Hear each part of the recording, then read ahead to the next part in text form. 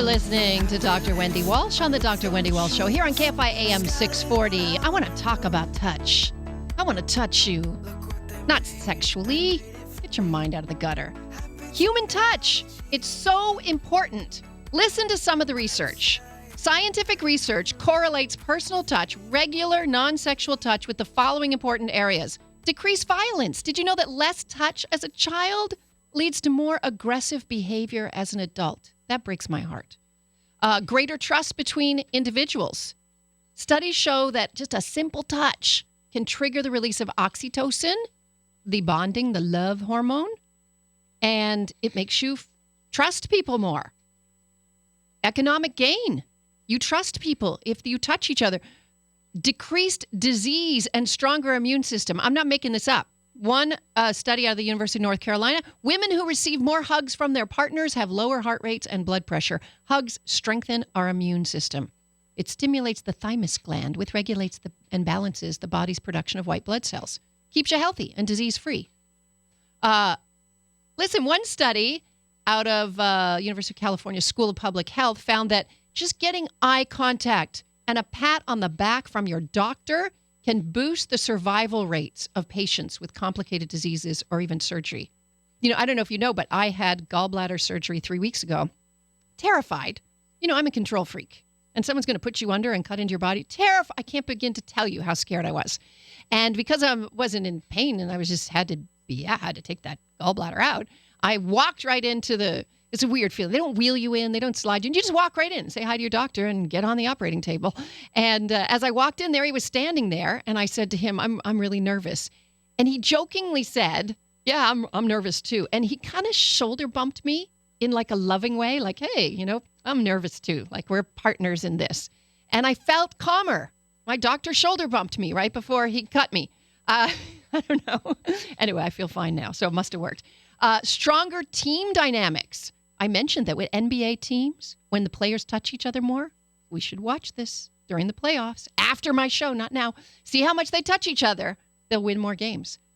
Stronger team dynamics, hugs, handshakes, release of oxytocin.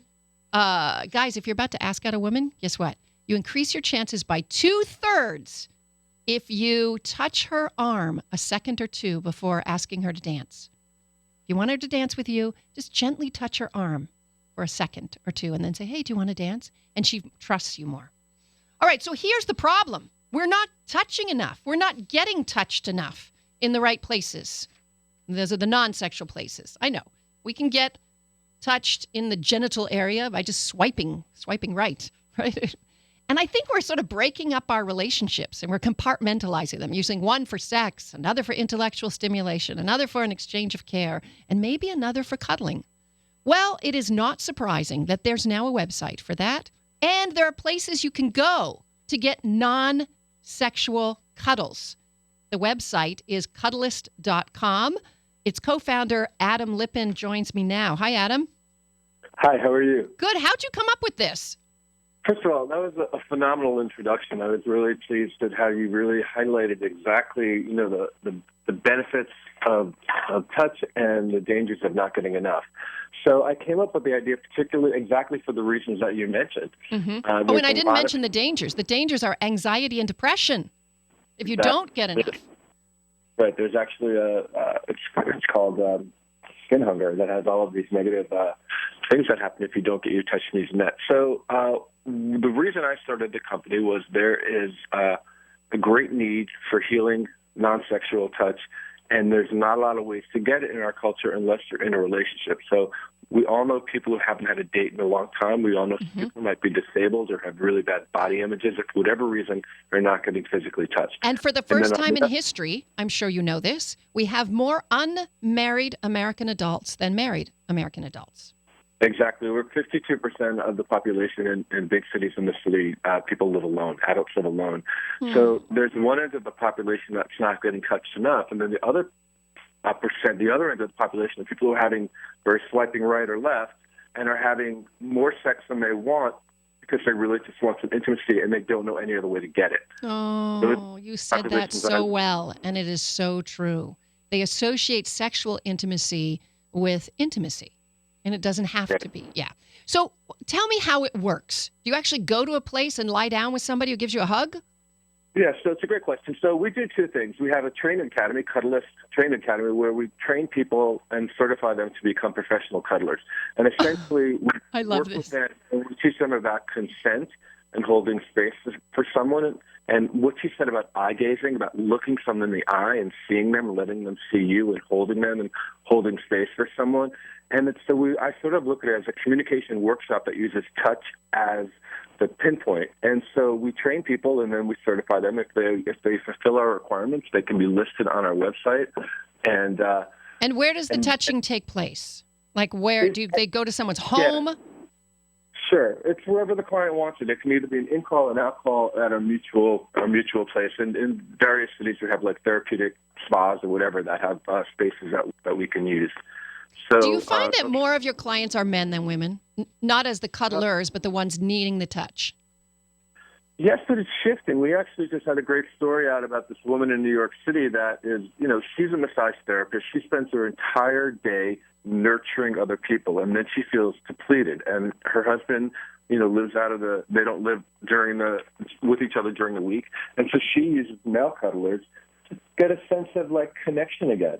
And it's completely in our sexual service, and it really serves her well. So we're starting to see more women, some in very powerful positions, and some that just are not getting any touch. Because I was going to say, women have other outlets to receive touch. Often women are parents and they're cuddling with their kids. Women go to spas. I like to get massages. Or one time I had Watsu, which is a lot like that. You're lying in this warm pool. It's water shiatsu. And you're getting, it's almost like a maternal womb experience, and this person's holding you in the water. So women have other outlets because women tend to be less homophobic, and we touch each other more naturally than guys do, I would say. Am I wrong? No, you're absolutely right. Where women are more relational and men are more transactional, and women have friends and groups of people that they do things with their life, and they have support networks built in, where men are a lot more isolated and alone. So you're absolutely right in that. And men use our service a lot because they are completely devoid of any way to get touched, and men have a harder time expressing what they're feeling and therefore getting the support that they need. So I completely agree with that. At the same time, we're starting to see more and more female clients as well who just want to be held and hold. I mean, imagine if you're someone, a man or a woman, who hasn't had a date in 20 years, and maybe for whatever reason you don't feel like that you can swipe right or left, that no one's going to feel that you're, attractive enough or whatever. You still have needs, right? Exactly. So, there are people that are in the dating pool, but there are other people for whatever reasons that aren't really in the dating pool. And I have to actually tell young men this. Let me tell young men this, because it's a perfect time for me to add this in.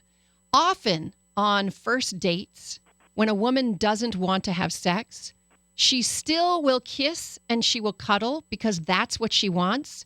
And this is where misinterpretations often happen, and date rape can often happen, because the guys are reading it as a bid for sex, and the woman just wants to touch and be close. We just like to cuddle at the beginning till we check you out and know you well. Right. And so one of the things when I notice when we say training, we need, first of all, everything is based on consent, and everything is based on understanding the basic rules, which are close stay on, no genital manipulation, etc. And in that context, in that framework of rules, a lot of play can happen, and that play can be very healing and perhaps transformative and very moving. So do you only operate in New York? Or are you all over the country? No, we're looking for cuddlers in LA. So if anyone, we have people go through this. Like I could sign up? I could sign up and I could just give hugs to people? It'd be great. We'd love it. Okay, how much does it cost if somebody wants to get cuddled? How much they pay? $80 an hour. I'm sorry? 85? $80 an hour. 80. Okay, cool. I got to let you go because I got to get onto your website and book some cuddling. Adam, thanks for joining us. The website is Cuddlist, CUDDLIST.com. Thanks for joining us.